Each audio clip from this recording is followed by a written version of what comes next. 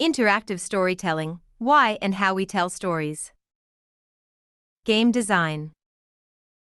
Telling stories. One of the main activities of humankind is telling stories. We all tell stories.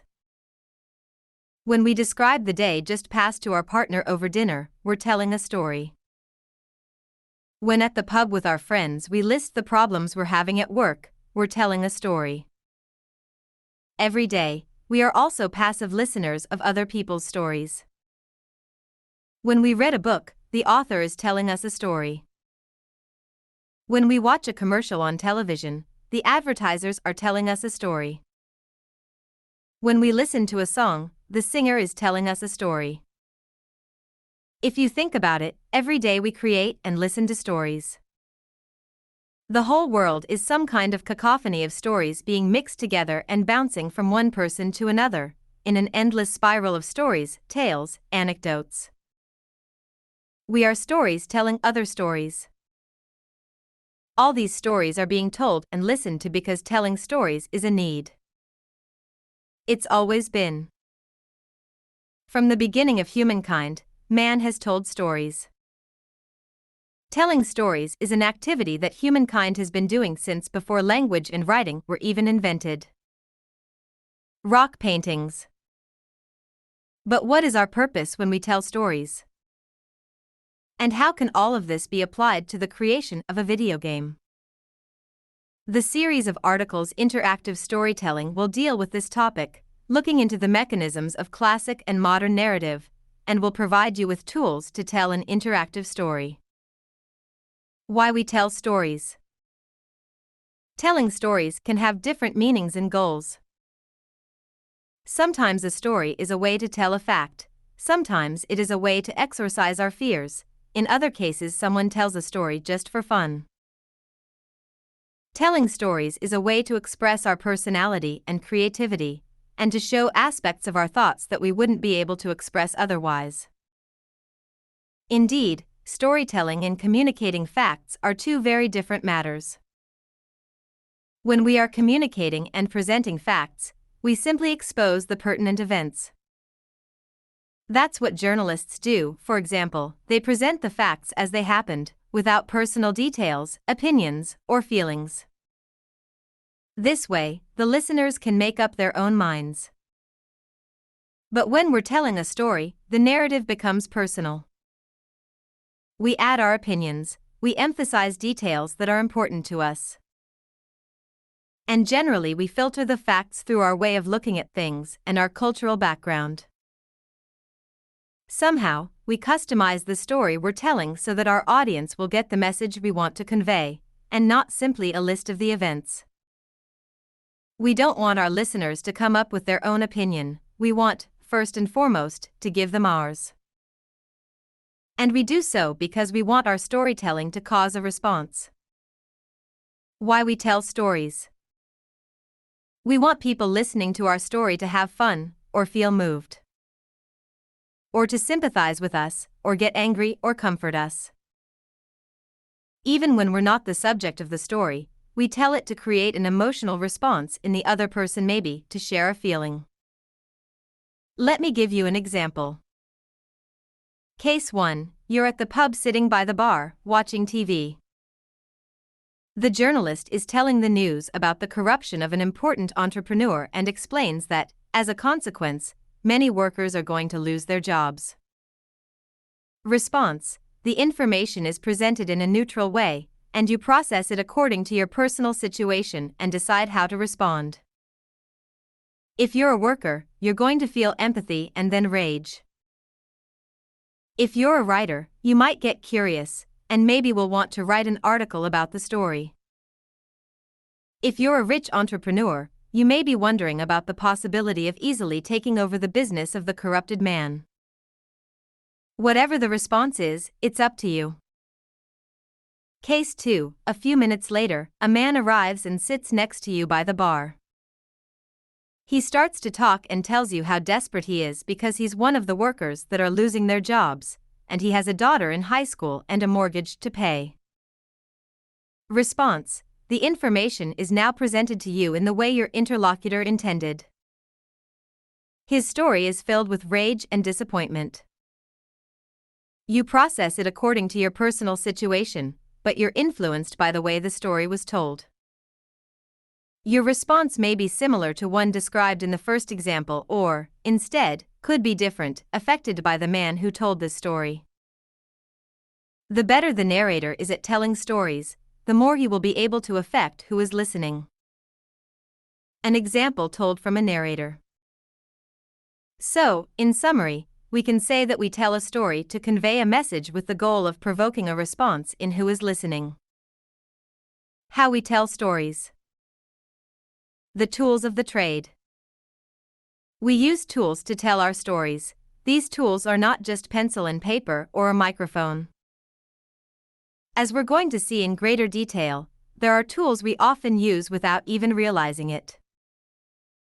For example, voice modulation while telling a story is a tool. Emphasizing a word and speeding up or slowing down the narrative are all means of pushing our listeners to respond the way we want. As narrators, we have the power to direct our interlocutors' reactions towards our desired goal. As professional narrators, we have a duty to do so. We cannot write a story without knowing where we want to take the players or what kind of response we want to provoke in them, otherwise, our narrative is going to be very weak. And in order to make the most of it, we have to correctly master the tools at our disposal. Interdisciplinary experiences. The first group of tools are interdisciplinary experiences. As narrators of a video game, we can exploit a great deal of things to tell stories. Background music, for example, or the lights in a scene, or the chromatic correction applied to the game camera. But, in order to use these tools, we have to know them. The first advice I can give you, then, is give yourself a smattering of each of these tools. You're a game designer, that's true, not an artist or a sound designer. Nonetheless, you can't be totally unaware of how their tools work. Ignoring the basic rules of directing will cause you to write a cut scene lacking in rhythm or using angles not suitable for conveying the intended message to the player. Clearly, if you work in a very large team, there are going to be people who specialize in those areas and they will get to decide, probably, the final results regarding those aspects. However, having some knowledge of their fields will allow you to create a common ground and engage constructively with them, and to suggest what your vision is like as author of the story. For example, if you want to convey fear or anxiety or discomfort during a game sequence, you can use certain kinds of background sounds or give the camera a particular angle. But in order to do so, you have to know how adjusting the angle of the camera can affect the player's response. All of this is part of the storytelling. Camera, music, sounds, colors are all tools to exploit. A journey has a direction that tells the story with images and colors. So, the more you know about those, the better. Life experiences. The second group of tools are life experiences. When I teach game design, one of the first things I notice is that students think of themselves as potentially good game designers because they play a lot. It's clear that playing frequently and knowing the relevant market is essential. But just playing will make you a poor narrator, as you will tend to repeat what you saw in someone else's game. Instead, doing things that are different from playing will widen your knowledge and culture. One of the secrets of telling a good story is knowing who you are addressing. And, as a result, adjusting the way you tell the story so that it will affect your target audience as much as possible. Now, if your target audience consists of people passionate about opera, one of the first things that you'll have to do is attend 10 performances at the Opera House. And not just that. You'll have to go hiking, paddle a canoe, paint a picture. Why? Because you'll learn new and different tools and ways of handling the narrative that will widen your possibilities in storytelling. The more you know, and the more you've studied or tried, the better you're going to be at telling a story. Making up stories.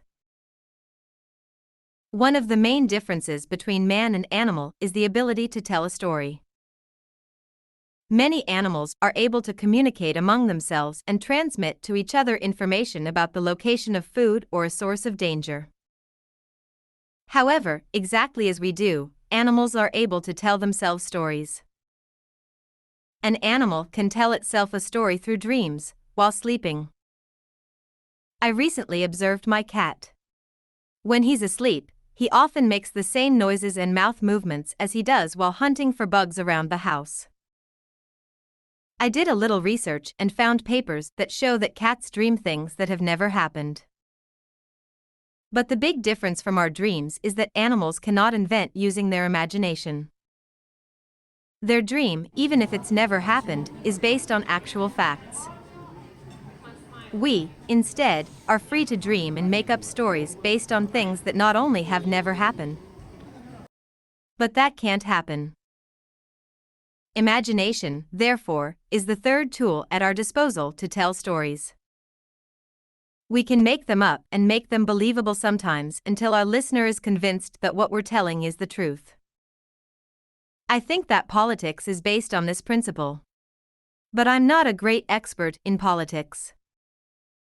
Cooperation. The other great difference between us and the animals is the ability to build upon the ideas of others in a collaborative way. For example, an ant is able to say to another ant, "There's food further in this direction." But a third ant, looking at the conversation, cannot add, "And if you go even further, you'll find water." The third ant, in order to express its message, will have to start a new conversation from scratch. This may look like a small limitation, but it's actually the reason why humankind has been able to achieve such great scientific progress. Because when we study something, we start from what others have studied and demonstrated and told us, for example through a book. We don't have to start from scratch and can focus on the next step.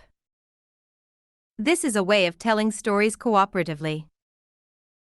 Cooperation, which is our fourth tool, is a form of interaction. And we can define interaction like this: a reciprocal exchange of information between two parties, through a medium. Storytelling in video games. Finally, after this long premise, we can deal with the heart of the subject: why and how to tell stories in a video game.